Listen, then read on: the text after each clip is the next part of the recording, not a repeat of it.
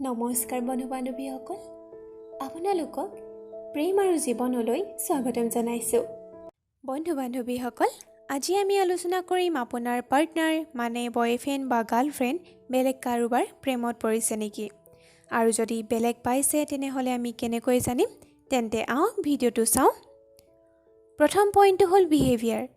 আপোনাৰ পাৰ্টনাৰ লাইফত কোনোবা আহিছেনে নাই জানিব বিচাৰে তেন্তে তেওঁৰ বিহেভিয়াৰৰ ওপৰত ন'টিছ কৰিব। কাৰণ তেওঁৰ লাইফত যদি কোনোবা আহি যায় তেতিয়া তেওঁৰ ব্যৱহাৰত চেঞ্জ হ'ব।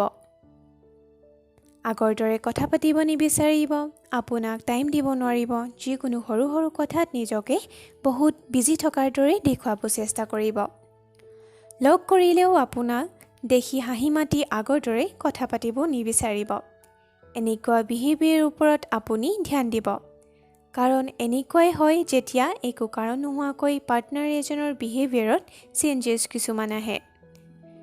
যদি আপুনি বুজিব পাৰে পাৰ্টনাৰ বিহেভিয়াৰৰ পৰা যে বেলেগ আহিছে তেওঁৰ লাইফত, তেতিয়া আপুনি কেইদিনমানৰ কাৰণে চাইলেণ্ট হৈ যাব। তাৰপিছত নিজেই বুজিব পাৰিব।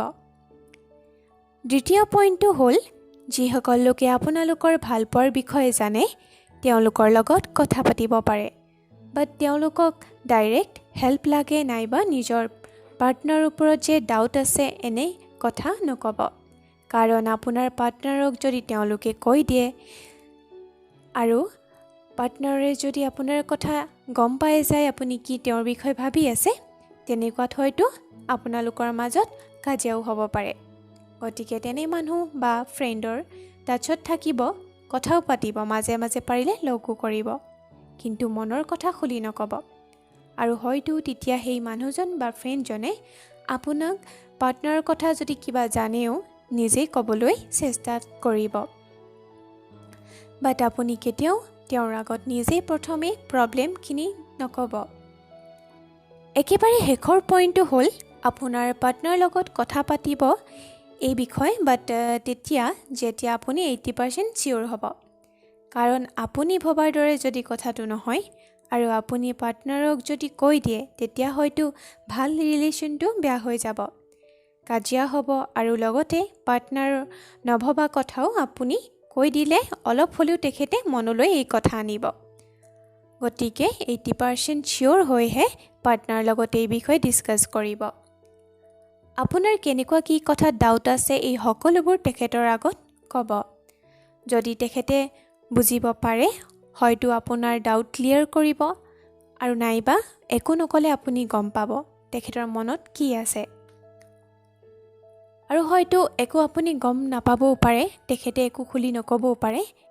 তেতিয়া মাত্ৰ এটাই বেষ্ট অপশ্যন আছে, আৰু তেতিয়াই হ'ল আপুনি চাইলেণ্ট হৈ যাব লাগিব। কাৰণ আপোনাৰ পাৰ্টনাৰ যদি বেলেগক পাইছে তেওঁ নিজেই আঁতৰি যাব, আৰু তেতিয়া আপুনি নিজেই জানিব পাৰিব। আৰু যদি আপোনাৰ বাদে কোনো নাই তেন্তে তেওঁ তেনেকেই আপোনাৰ লগত থাকিব। বন্ধু বান্ধৱীসকল, আশা কৰোঁ মোৰ কথাখিনি বুজিব পাৰিছে। আৰু যিসকলে এনে প্ৰব্লেম ফেচ কৰি আছে তেওঁলোকে এই টিপছকেইটা ইউজ কৰি চাব পাৰে। আশা কৰোঁ ভিডিঅ'টোৰ কথাখিনি ভাল লাগিছে, আৰু যদি ভাল পাইছে তেনেহ'লে লাইক কৰিব, শ্বেয়াৰ কৰিব, আৰু আমাৰ চেনেলটো আজিলৈকে যদি ছাবস্ক্ৰাইব কৰা নাই প্লিজ ছাবস্ক্ৰাইব কৰি ল'ব। তেন্তে আজিলৈ আহোঁ। Bye bye and take care.